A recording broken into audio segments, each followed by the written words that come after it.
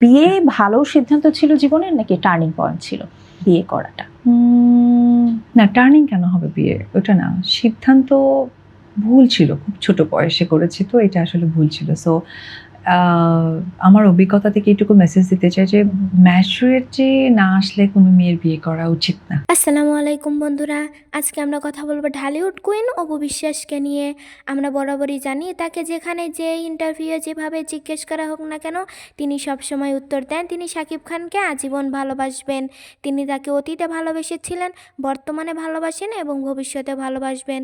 ভবিষ্যতে যদি শাকিব খান তাকে ফিরিয়ে নিতে চায় তবে তিনি শাকিব খানের কাছে যেতেও রাজি ছিলেন। কিন্তু হঠাৎ করে একটা ইন্টারভিউয়ে তাকে প্রশ্ন করা হয়, আপনার সবথেকে জীবনের বড় ভুল কী ছিল? তখন অপু বিশ্বাস উত্তর দেন, আমার জীবনের সবথেকে বড় ভুল ছিল শাকিব খানকে বিয়ে করা। আমি যদি তাকে বিয়ে না করতাম আমার জীবনটা আরও সুন্দর হতো। তার থেকে বড় কথা, আমি শাকিব খানকে খুব অল্প বয়সে বিয়ে করেছিলাম। আমার মতে আমি সবাইকে বলতে চাই, কেউ যেন অল্প বয়সে বিয়ে না করে। এটাই আমার মতামত। এবং শাকিব খানকে বিয়ে করা আমার জীবনের সবথেকে বড় একটা ভুল ছিল। এটা আমি এখন বুঝতে পারছি, কিন্তু তখন আমি বুঝতেছিলাম না, কারণ তখন আমি অনেকটাই ছোট ছিলাম। তাই আমিও সবাইকে বলবো, কেউ যেন অল্প বয়সে বিবাহ না করে। প্রাপ্তবয়স্ক হওয়ার পরে সবাই যেন বিবাহ করে।